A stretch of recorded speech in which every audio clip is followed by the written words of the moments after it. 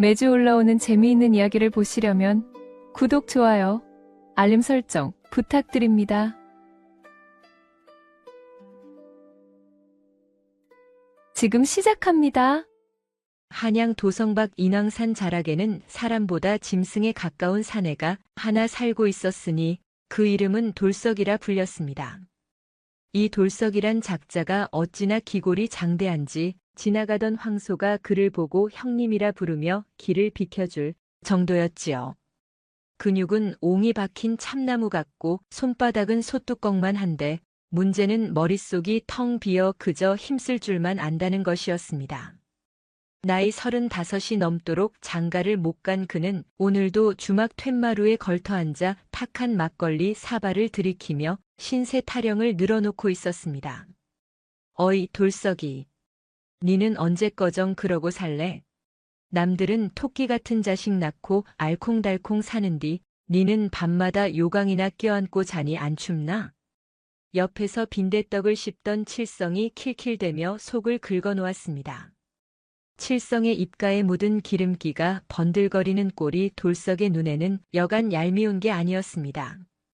돌석이 솥뚜껑 같은 손으로 탁자를 내리치자 다 낡은 나무 탁자가 우지끈 비명을 질렀습니다. 주막 안에 비릿한 술 냄새와 땀 냄새가 훅 끼쳐오는 가운데 돌석의 거친 숨소리가 섞여들었습니다. 시끄러.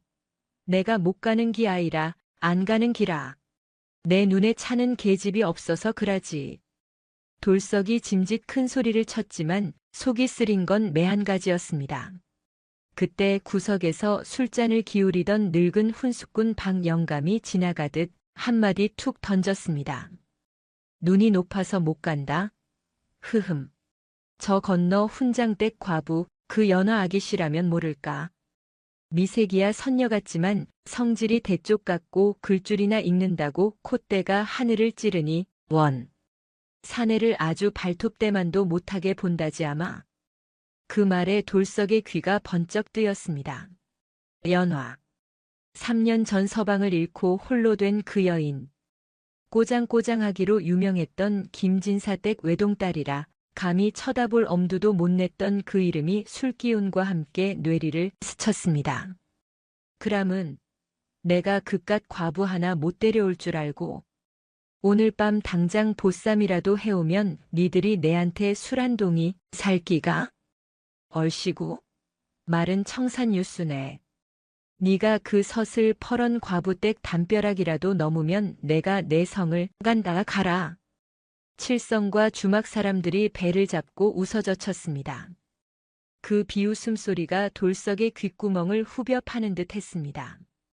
술기운이 확 오르며 눈앞이 벌게진 돌석은 자리에서 벌떡 일어났습니다. 좋다. 내 오늘 밤 그 마님을 쌀자루에 담아오지 못함은 내일부터 니들 바짓가랑이 밑을 기어 댕길 끼다. 호언장담을 내뱉은 돌석은 씩씩거리며 주막을 나섰습니다. 밤 공기는 찼고 하늘에는 구름이 잔뜩 끼어 달빛조차 희미했습니다. 돌석은 길가에 널린 거적대기와 튼튼한 쌀자루 하나를 챙겨 들고 어둠 속으로 성큼성큼 걸어 들어갔습니다.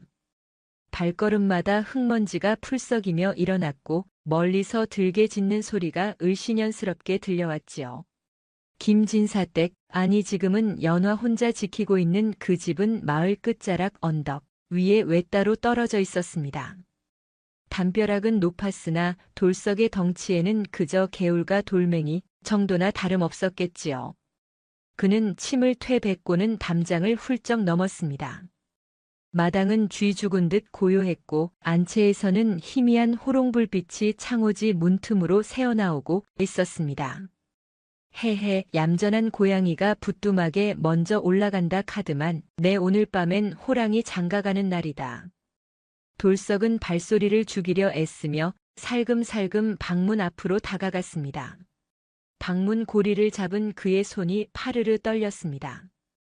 이것이 설렘인지 아니면 저지르지 말아야 할 짓을 한다는 본능적인 경고인지 곰 같은 돌석은 알 길이 없었지요. 그는 침을 꿀꺽 삼키고는 단번에 문을 활짝 열어젖혔습니다. 마님, 내 왔소. 우렁찬 고함과 함께 방 안으로 뛰어든 돌석.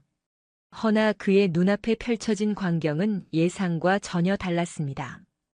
이불을 뒤집어 쓰고 떨고 있는 여인네는 온데간데 없고 방 한가운데 놓인 바둑판 앞에 단정히 앉은 여인 하나가 서늘한 눈빛으로 그를 쏘아보고 있었던 것입니다. 방 안에서는 은은한 묵향이 퍼져나오고 있었고 여인의 손에는 바둑돌 대신 굵직한 회초리 하나가 들려 있었습니다. 이제야 오시는군요. 기다리고 있었습니다. 그 목소리는 한겨울 계곡물처럼 차갑고도 맑았습니다. 돌석은 엉겁결에 들고 있던 쌀자루를 등 뒤로 감추며 멍한 표정을 지었습니다. 호랑이 굴에 제 발로 들어온 토끼꼴이 된 줄도 모르고 말입니다. 방 안은 밖보다 더 서늘했습니다. 한겨울 냉골이라서가 아니라 여인의 눈빛이 뿜어내는 서리빨 때문이었지요. 돌석은 엉거주춤하게 서서 침을 꿀꺽 삼켰습니다. 방 안가득 채운 책장에는 누렇게 바랜 서책들이 빽빽하게 꽂혀 있었고 은은한 난초 향과 먹 냄새가 돌석의 코를 찔렀습니다.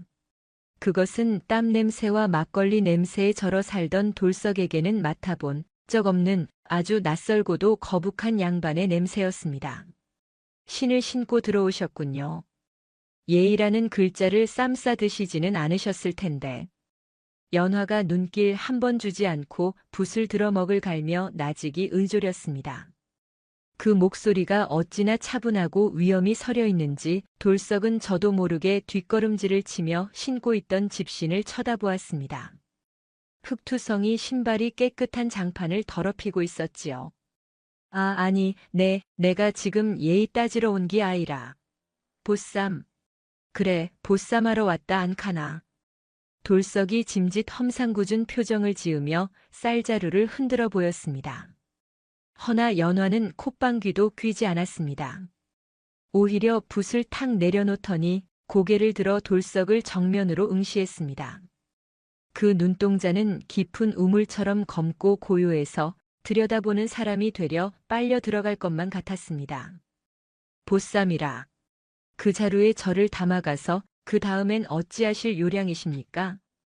밥을 짓게 할 겁니까? 아니면 빨래를 시킬 겁니까? 그기야 색시 삼아서 알콩달콩 살락하지. 알콩달콩이라. 연화는 말끝을 흐리며 비릿한 조소를 띄었습니다. 그녀는 자리에서 일어나 돌석 앞으로 천천히 걸어왔습니다. 채구는 돌석의 반도 안 되는 여인이었으나 뿜어나오는 기세는 산채만 한 돌석을 압도하고도 남았습니다. 개도 주인을 알아보는 법인데 사내라는 자가 글 한 줄 읽을 줄 모르고 이치 한 조각 깨닫지 못한 채 힘만 쓴다면 그것이 짐승과 무엇이 다릅니까? 내 짐승의 짝이 되어 사느니 차라리 혀를 깨물고 죽는 것이 이치에 맞겠지요. 그 말은 돌석의 뼈를 때리는 듯 했습니다. 무식하다 짐승 같다 소리는 숱하게 들어왔지만 눈앞에서 이토록 조목조목 씹어뱉는 모욕은 처음이었습니다. 화가 머리끝까지 치솟은 돌석이 솥뚜껑만 한 손을 치켜들었습니다. 이어 편내가 확자루에 쳐넣어 짊어지고 가뿌리까. 치시지요. 치십시오. 연화가 눈 하나 깜짝 않고 고개를 쳐들었습니다. 때려 죽여 시체라도 가져가시던가요. 허나 산 사람 하나 제 뜻대로 설득하지 못해 무력부터 앞세우는 그 꼴이 꼭 훈장님께 혼날까봐 오줌 지리는 학동 같아 우습기 짝이 없습니다. 순간 돌석의 손이 허공에서 멈췄습니다. 때리려던 게 아니라 겁만 주려던 것인데 도리어 자신이 옹졸한 겁쟁이가 된 꼴이었습니다. 돌석은 얼굴이 불그락푸르락해져서 씩씩거리기만 했습니다. 사실 연화에게도 속사정은 있었습니다. 그녀는 어려서부터 신동소리를 들었으나 여인이라는 굴레에 갇혀 과거는커녕 향교 문턱도 밟지 못했습니다. 남편은 글공부보다 투전을 좋아하다 일찍 요절했고 깐깐한 친정아버지가 남긴 수천 권의 책만이 그녀의 유일한 벗이었습니다. 밤마다 책을 읽으며 세상을 논하고 싶어 속이 끓었으나 들어주는 이는 벽하고 호롱불뿐이었지요. 그녀의 가슴 속에는 억눌린 지적 욕망과 자신의 재주를 썩혀야 하는 세상에 대한 오기가 이글거리고 있었습니다. 그런 그녀의 눈에 제 발로 걸어 들어온 돌석은 위협적인 산적이 아니라 아주 흥미로운 원석이자 먹잇감으로 보였습니다. 힘은 넘치나 머리는 비어있는 아무것도 그려지지 않은 백지 같은 사내. 이 곰 같은 사내를 다듬는다면 내 아버지가 못다 한 꿈을, 아니 나의 꿈을 대신 이룰 붓이 될 수도 있지 않겠나. 연화의 눈빛이 기묘하게 번뜩였습니다. 그것은 학자가 난제를 만났을 때의 호기심이자 장사꾼이 물건을 흥정할 때의 계산속이었습니다. 이보시오, 돌석이라 하셨지요? 연화가 돌석의 이름을 불렀습니다. 돌석은 깜짝 놀라 눈을 동그랗게 떴습니다. 내 이름을 웃지 않은교. 이 고을의 황소 뒷다리를 잡고 씨름한다는 장사를 모르는 이가 어디 있겠습니까? 힘으로는 장사시나 머리로는 새 살배기보다 못하다는 소문도 익히 들었지요. 연화는 혀를 차며 다시 자리에 앉았습니다. 그리고는 바둑판 옆에 놓인 서책 한 권을 툭 던졌습니다. 앉으세요. 내 제안을 하나 하지요. 제 제안? 당신이 날 힘으로 끌고 가면 나는 혀를 깨물 것이요. 그러면 당신은 살인자가 되어 포졸들에게 쫓기겠지요. 허나 내 말을 듣는다면 연화가 잠시 뜸을 들이며 돌석을 빤히 쳐다보았습니다. 호롱불 그림자가 일렁이며 연화의 얼굴을 더욱 기묘하게 만들었습니다. 당신을 사람 대접 받게 해주겠습니다. 아니, 이 고을 원님도 당신 앞에 머리를 조아리게 만들어주지요. 돌석은 홀린 듯 털썩 주저앉고 말았습니다. 엉덩이에 닿는 방바닥이 뜨끈했습니다. 보쌈을 하러 왔다가 되려 훈장님 앞에 불려 온 학동꼴이 된 돌석은 자신이 호랑이 굴이 아니라 여우 굴, 아니 그보다 더 무서운 곳에 제 발로 기어들어왔음을 본능적으로 직감했습니다. 하지만 도망치기엔 원님도 머리를 조아리게 해준다는 그 달콤한 말이 너무나도 솔깃했습니다. 그게 참말입니까? 돌석의 물음에 연화가 붓을 들어 하얀 종이 위에 획을 그으며 답했습니다. 내 입에서 나온 말은 천금보다 무거운 법. 허나 세상에 공짜는 없는 법이지요. 탁 하고 붓 놓는 소리가 돌석의 심장을 때렸습니다. 이것은 긴 싸움의 시작을 알리는 신호탄이었습니다. 그리하여 인왕산 호랑이 돌석의 글 지옥이 막을 올렸습니다. 허나 시작부터 삐걱거리는 소리가 요란했지요. 연화가 내어준 붓을 쥐어든 돌석의 손은 마치 갓 잡은 펄떡이는 물고기를 움켜쥔 듯 위태로웠습니다. 바가는 쟁기는 깃털처럼 휘두르는 그였으나 새끼손가락만 한 붓대는 천근만근 무거웠던 갭니다. 어깨에 힘을 빼십시오. 붓은 칼이 아닙니다. 연화의 타박에 돌석이 입을 삐죽이며 붓을 고쳐주었습니다. 먹물을 듬뿍 찍어 화선지 위에 점 하나를 찍으려던 찰나 우득. 둔탁한 파여름과 함께 대나무 붓대가 두 동강이 나버렸습니다. 돌석의 무지막지한 악력을 견디지 못한 붓이 비명을 지르며 장렬히 전사한 것입니다. 부러진 붓끝이 튀어오르며 검은 먹물이 돌석의 콧잔등과 연화의 하얀 이마에 점점이 튀었습니다. 아이고, 뭔 놈의 막대기가 이래 약해 빠졌노. 수수깡으로 맹글었나. 돌석이 제 잘못은 모르고 붓탓을 하며 투덜거리자 연화가 눈을 지그시 감으며 소매로 이마의 먹물을 닦아냈습니다. 그 붓은 북경에서 온 황모필이라 하여 쌀 한 가마니 값입니다. 쌀 한 가마니. 돌석의 눈이 튀어나올 듯 커졌습니다. 고작 털 달린 막대기 하나가 쌀 한 가마니라니 뼈 빠지게 나무를 해다 팔아도 만져보기 힘든 거금 아니던가요? 돌석이 당황하여 부러진 붓을 침으로 붙여보려 낑낑대는데 바로 그때였습니다. 이리 오너라. 안에 뉘 없느냐? 대문 밖에서 쩌렁쩌렁한 고함과 함께 거칠게 문을 두드리는 소리가 들려왔습니다. 돌석은 물론이고 태어나던 연화의 얼굴색마저 백지장처럼 하얗게 질렸습니다. 이 야밤에 과부 혼자 사는 집에 사내의 목소리가 들렸다는 신고를 받고 관아의 술라군들이 들이닥친 것입니다. 큰일 났습니다. 들키면 당신은 주거 침입의 강도 미수로 참수형이요. 나는 정절을 잃은 죄로 쫓겨날 판입니다. 연화의 다급한 속삭임에 돌석은 사시나무 떨듯 떨었습니다. 웃자면 좋노. 마님, 내 좀 살려주이소. 거기 멍하니 서 있지 말고 이리로. 연화는 재빨리 방 한구석에 놓인 커다란 쌀뒤주 뚜껑을 열었습니다. 쌀은 바닥을 드러내고 텅 비어 있었지요. 들어가세요. 숨소리라도 냈다간 그 혀를 뽑아버릴 테니. 돌석은 곰 같은 덩치를 구겨 넣어 뒤주 속으로 기어들어갔습니다. 덩치가 어찌나 큰지 무릎이 턱 밑까지 차올랐습니다. 연화가 쾅 하고 뚜껑을 닫고 자물쇠를 채우자마자 방문이 벌컥 열리며 포졸들이 들이닥쳤습니다. 김진사댁 따님이 계신가? 담 넘는 도둑놈을 보았다는 제보가 들어와서 말이오. 포졸들의 눈초리가 매서웠습니다. 연화는 흐트러진 옷매를 가다듬고 태연하게 붓을 들었습니다. 도둑이라니요. 밤이 깊어 적적하기에 아버님이 남기신 시경을 낭독하고 있었을 뿐입니다. 제 목소리가 워낙 굵어 오해를 사셨나 봅니다. 연화의 목소리는 떨림 하나 없었으나 포졸 대장은 의심스러운 눈빛으로 방 안을 훑었습니다. 부러진 붓, 바닥에 튄 먹물들이 포졸의 눈에 들어왔습니다. 그때였습니다. 꾸르르르르 쾅.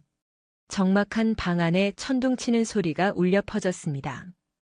뒤주 속에 갇힌 돌석이 긴장한 탓에 뱃속에서 요란한 천둥 소리와 함께 참았던 가스를 배출하고 만 것입니다. 좁은 뒤주 안에서 터진 방귀 소리는 마치 북소리처럼 웅장하게 울려 퍼졌습니다. 포졸 대장이 화들짝 놀라며 뒤주 쪽을 노려보았습니다. 이게 무슨 소리요? 저 뒤주 안에 짐승이라도 든 게 아니오? 절체절명의 순간 연화가 눈썹 하나 까딱 않고 픽 웃음을 터뜨렸습니다. 아이고 부끄럽습니다. 흉년이 들어 쥐새끼들이 곡식을 탐하러 들어갔나 봅니다. 워낙 큰 쥐들이라 소리도 요란하군요. 내일 날이 밝으면 고양이라도 풀어야겠습니다. 뭐 과부 댁에 쥐가 들끓는 거야 예사일이겠지. 별일 없으면 가보겠소. 문단속 잘하시오. 포졸들은 코를 킁킁대며 고개를 갸웃거리다 돌아갔습니다. 발소리가 멀어지자 연화는 털썩 주저앉아 한숨을 내쉬었습니다. 그리고는 뒤주 뚜껑을 열어젖혔습니다. 나오십시오. 쥐새끼만도 못한 덩치 큰 양반아. 뒤주에서 기어나온 돌석의 꼴은 가관이었습니다.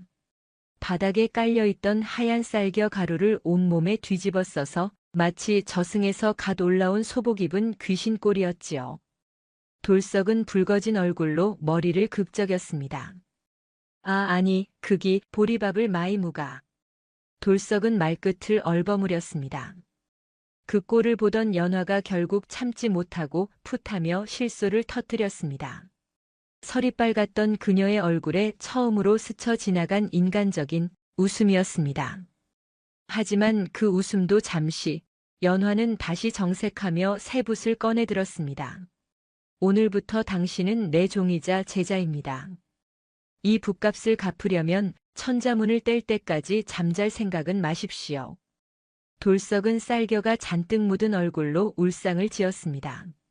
밤은 길었고 호랑이는 이제 독 안에, 아니 뒤주 안에 든 쥐 신세가 되어버렸습니다. 계절이 바뀌어 처마 및 고드름이 녹아내릴 즈음 돌석의 삶은 그야말로 낮에는 소, 밤에는 올빼미 꼴이 되었습니다. 해가 뜨면 남의 집 밭을 갈아주고 땔감을 해 나르느라 뼈가 녹아날 지경이었고 해가 지면 연화의 방으로 기어들어가 눈꺼풀에 성냥개비를 고인 채 글씨와 씨름을 해야 했으니까요. 마을에는 괴이한 소문이 돌기 시작했습니다. 밭을 갈던 돌석이 소에게 여물을 주며 하늘 천, 따지, 가마솥에 누룽지, 아이고 머리야 하고 중얼거린다는 것이었지요. 주막의 칠성이가 돌석의 어깨를 툭 치며 물었습니다. 야, 돌석아. 니 요새 귀신 들렸나? 뭔 주문을 그리 외고 댕기노? 산신령한테 장가 보내달라고 비나? 아, 아니다. 내는 지금 돌을 닦는 중이다. 니 같은 하루살이들은 모르는 깊은 뜻이 있다 않카나. 돌석은 흑투성이 손으로 이마에 땀을 훔치며 짐짓 큰 소리를 쳤지만 속은 시커멓게 타들어가고 있었습니다.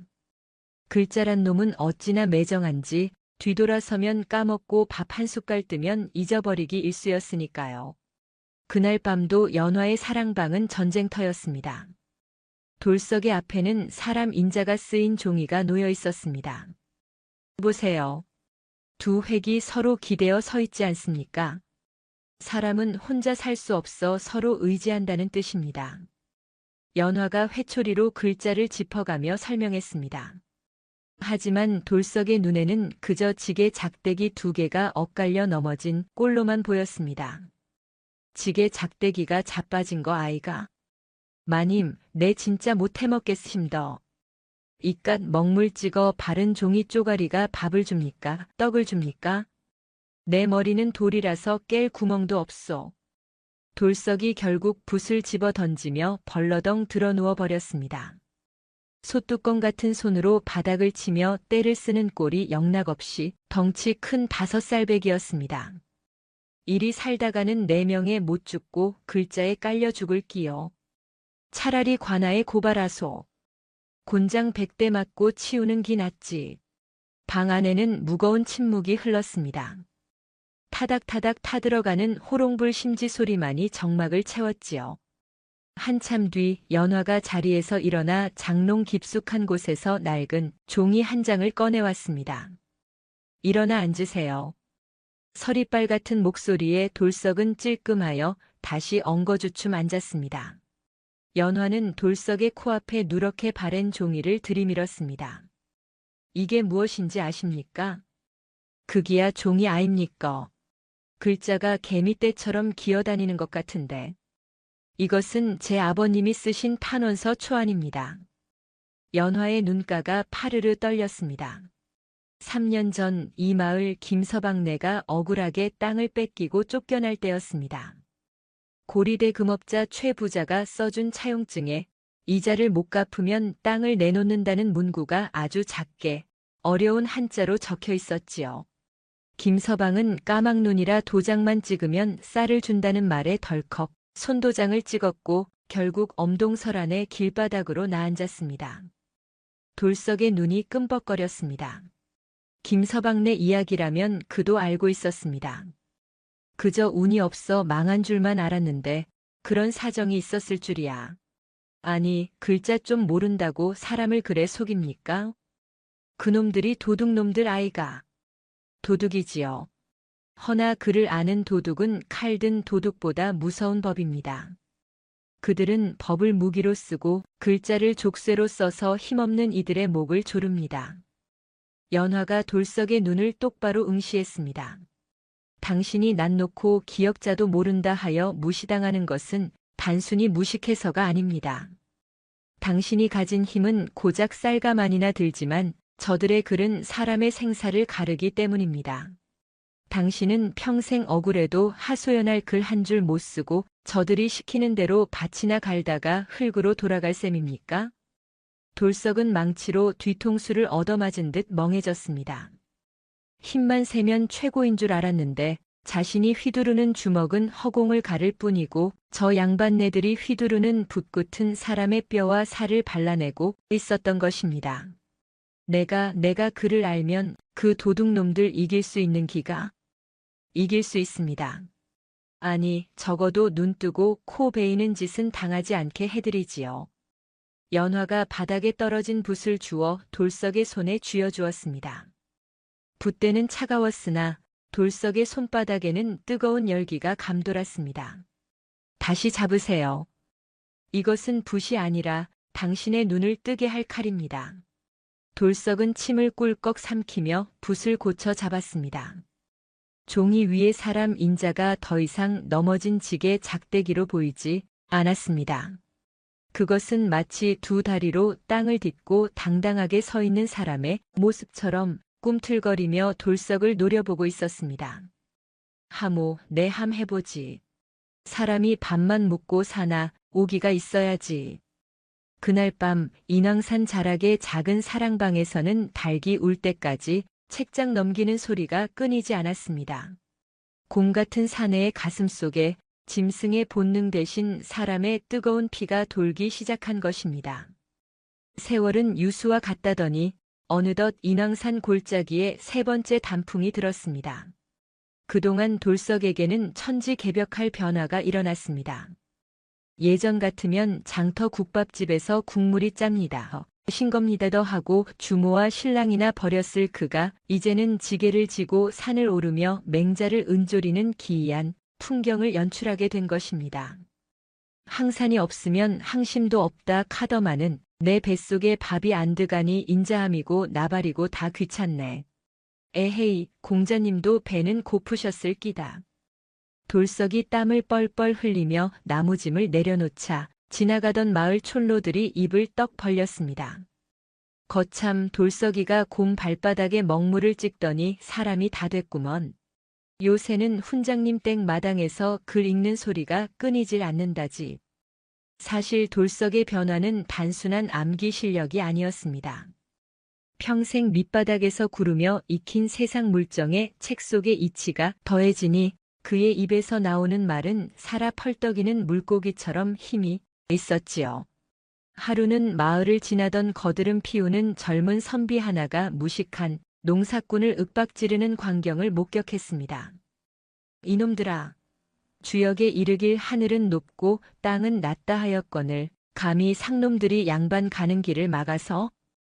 그때 돌석이 지게 작대기를 짚고 썩 나서며 굵직한 목소리로 대꾸했습니다. 보소 선비님요. 하늘이 높고 땅이 낮은 건 마심더. 하오나 땅이 굳건히 받쳐주지 않으면 하늘이 어찌 홀로 서겠는교. 백성이 곧 하늘이라 캤는데 선비님은 어찌 하늘을 발 아래 두려 하십니까? 극이 주역에 나오는 말입니까? 아니면 선비님 똥고집입니까? 선비는 꿀먹은 벙어리가 되어 얼굴만 붉히다 꽁무니를 뺐고 이를 지켜보던 마을 사람들은 돌석 장군 만세를 외쳤습니다. 이 모든 광경을 멀찌감치 서서 지켜보던 이가 있었으니 바로 연화였습니다. 그녀는 돌석의 듬직한 등판을 보며 가슴 한구석이 찌릿해움을 느꼈습니다. 처음에는 그저 죽은 아버지의 한을 풀기 위한 도구로 혹은 무료함을 달래줄 장난감 정도로 여겼던 사내였습니다. 허나 흙 묻은 옷을 입고도 당당히 이치를 논하는 돌석의 모습에서 그녀는 책 속에 갇혀 살던 자신보다 더 크고 넓은 사람을 보았던 것입니다. 그날 밤 연화는 정성스레 다듬질한 도포 한 벌과 갓을 돌석 앞에 내놓았습니다. 이게 다 뭡니까? 내 오늘 생일입니까?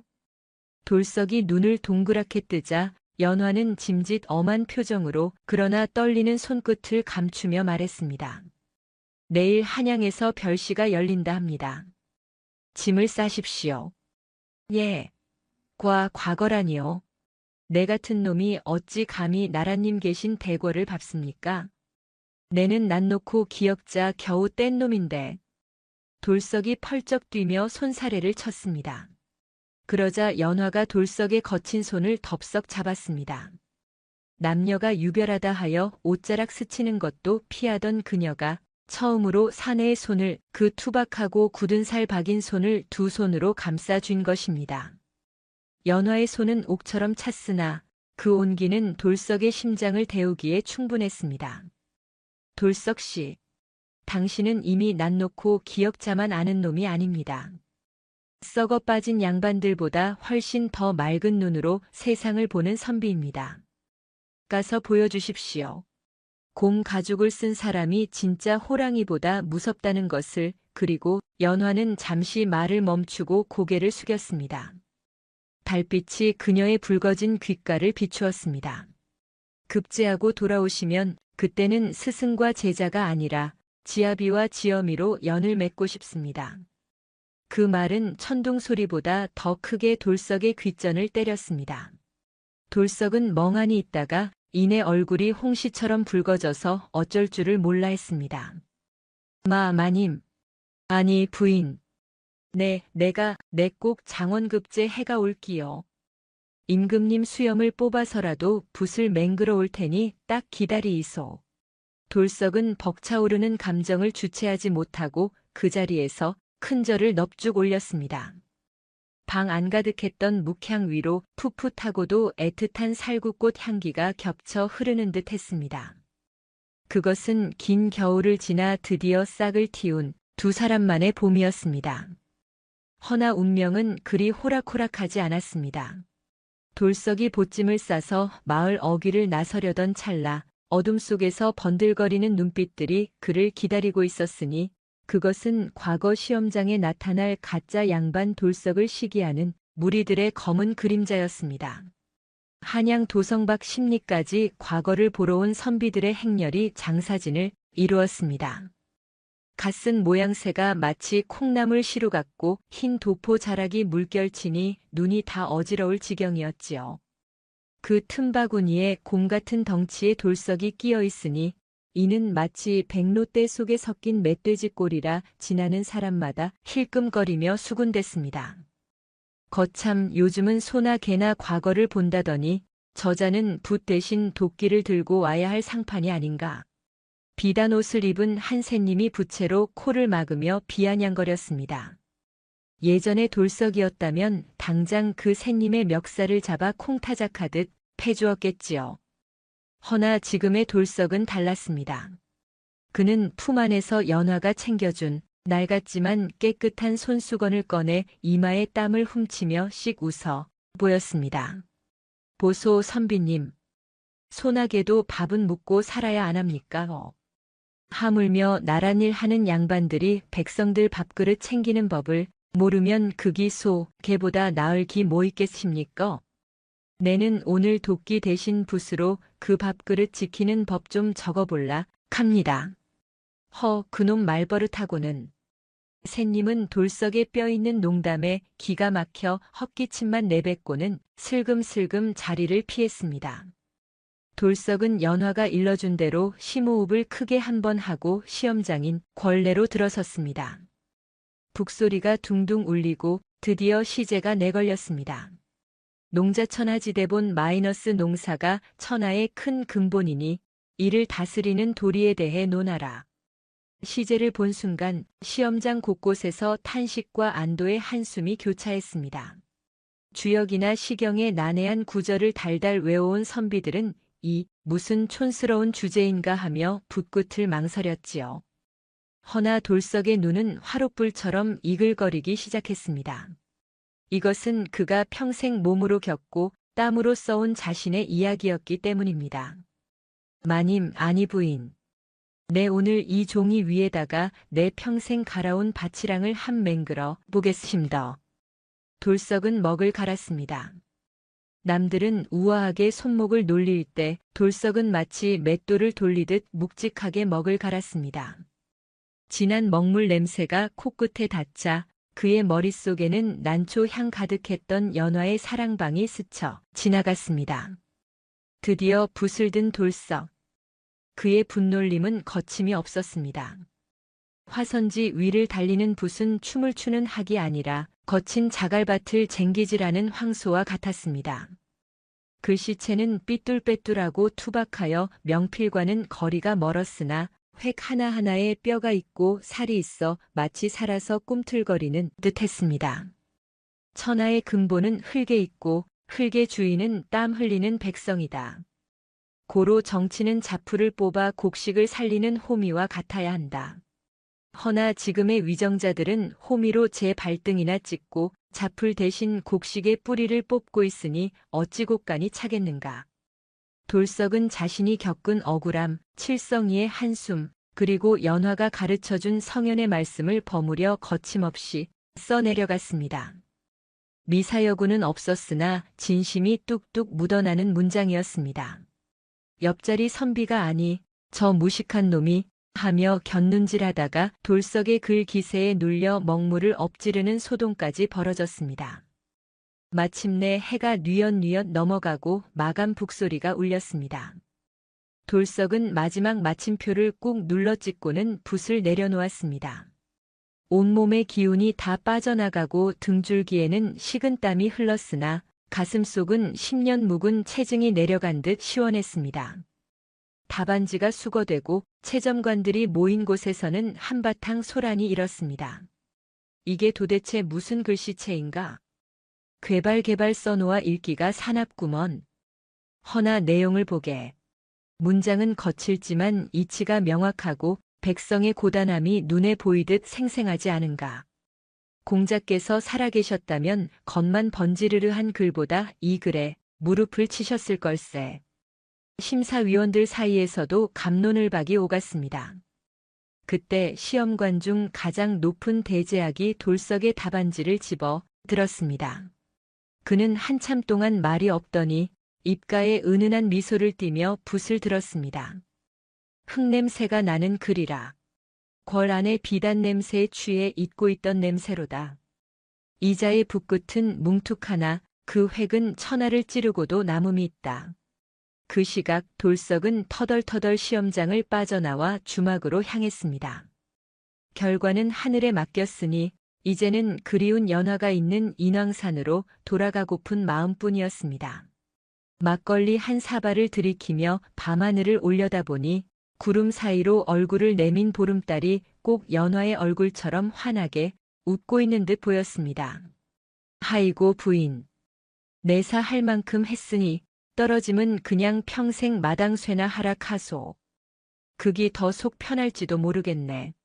돌석은 허탈하게 웃으며 짐을 챙겼습니다. 그러나 그는 몰랐습니다. 방금 그가 쓴 답안지가 도성 안을 발칵 뒤집어 놓을 불씨가 되었음을. 그리고 그 불씨가 그를 촌구석 무지렁이에서 나라의 기둥으로 탈바꿈시킬 거대한 신호탄이 되었음을 말입니다. 며칠 뒤 조용하던 인왕산 아랫마을이 흡사벌집을 쑤셔놓은 듯 발칵 뒤집혔습니다. 멀리서부터 꽹과리와 징소리가 요란하게 울려 퍼지더니 붉은 깃발을 앞세운 행렬이 마을 어귀로 들어선 것입니다. 그 행렬의 한가운데 머리에 어사화를 꽂고 비단옷을 입은 채 당나귀 위에 위태롭게 앉아있는 사내. 덩치가 산만하여 당나귀가 불쌍해 보일 지경인 그 사람은 바로 돌석이었습니다. 아이고 나으리. 돌석 아니 판서 대감 아니 장원랑 나으리. 내 이럴 줄 알았으심더. 내 전부터 나으리 관상이 예사롭지 않다 캤지 않는교. 주막의 칠성이가 버선발로 뛰어나와 납작 엎드렸습니다.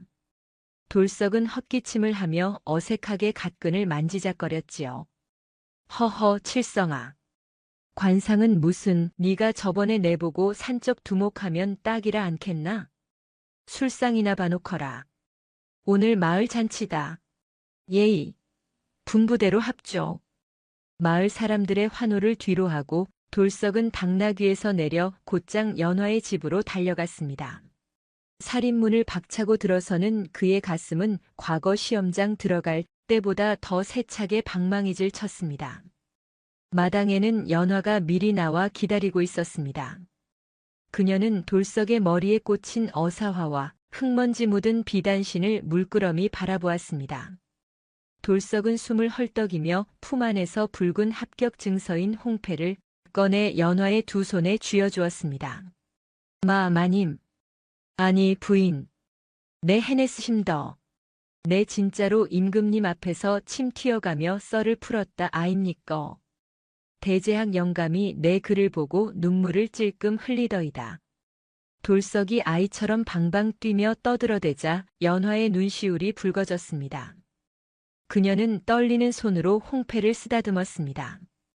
그것은 돌석의 성공이자 여인이라는 이유로 접어야 했던 그녀의 꿈이 되살아난 증표였으니까요. 고생하셨습니다. 참으로 장하십니다. 연화가 고개를 숙여 예를 표하려 하자 돌석이 화들짝 놀라 그녀의 어깨를 잡았습니다. 아이고 와 일하는교. 내는 절 받을 사람이 아닙니다. 그라고 약조는 유효한 기지에? 내 이제 마님 제자 아니고 서방님 맞지에? 돌석이 쭈뼛거리며 묻자 연화가 고개를 들어 살포시 미소 지었습니다. 그 미소는 봄날의 매화처럼 화사하여 돌석은 그만 다리에 힘이 풀려 주저앉을 뻔했지요. 글쎄요. 과거에는 급제하셨으나 제 기준에는 아직 부족합니다. 예. 그게 무슨 청천벽력 같은 소립니까? 돌석이 울상을 짓자 연화가 짐짓 엄한 표정으로 그러나 눈에는 장난기를 가득 담아 말했습니다. 지아비가 되려면 평생 저와 함께 백성을 위한 글을 읽고 쓰셔야 합니다. 벼슬길에 올라서도 초심을 잃고 거드름을 피우신다면 그때는 회초리가 아니라 몽둥이를 들 것입니다. 감당하시겠습니까? 하모요. 감당하고 말고요. 내 평생 부인 말이라면 파트로 매주를 쓴다 해도 믿을랍니다. 돌석이 넙죽 큰 절을 올리자 연화는 참았던 웃음을 터뜨리며 그를 일으켜 세웠습니다. 두 사람은 서로를 마주보며 말보다 더 깊은 눈빛을 나누었습니다. 그것은 단순한 남녀의 정을 넘어 서로를 구원하고 완성해준 사람만이 나눌 수 있는 전우애이자 깊은 사랑이었습니다. 그리하여 두 사람은 혼례를 올렸습니다. 소문대로 돌석은 백성을 끔찍이 아끼는 목민관이 되어 탐관 오리들을 그 솥뚜껑 같은 손으로 때려잡고 백성들의 억울함을 속 시원히 풀어주었습니다. 조정에서는 그를 호랑이 판서라 부르며 두려워했지요. 허나 그런 호랑이도 꼼짝 못하는 곳이 있었으니 바로 안방이었습니다. 영감, 옷 벗어 던져두지 마시라고 몇 번을 말합니까? 연화가 타박했습니다. 아이고 부인. 나란 일이 곧에서 깜빡했소. 돌석이 변명했습니다. 오늘 읽기로 한 목민심서는 다 읽으셨습니까? 검사 받으셔야지요. 연화가 채근했습니다. 그게 오늘은 좀 피곤해서 하고 돌석이 꽁무니를 뺐습니다. 회초리 가져올까요? 연화가 눈을 흘겼습니다. 아니, 읽으리다. 읽으면 될 거 아이가. 돌석이 화들짝 놀라 답했습니다. 밤마다 쩌렁쩌렁한 호랑이 장군의 기세는 온데간데 없고 촛불 아래서 아내의 눈치를 보며 책을 읽는 순한 곰 한 마리가 앉아 있었다고 합니다. 사람들은 그 집 앞을 지날 때마다 흘러나오는 글 읽는 소리와 티격태격하는 웃음소리를 들으며 이렇게 말했다지요. 천하의 호랑이를 잡는 건 포수가 아니라 지혜로운 안방마님이라네. 이야기가 재미있으셨다면 소중한 댓글 몇 자 적어주세요. 영상 제작에 큰 도움이 됩니다. 긴 시간 함께 해주셔서 감사합니다.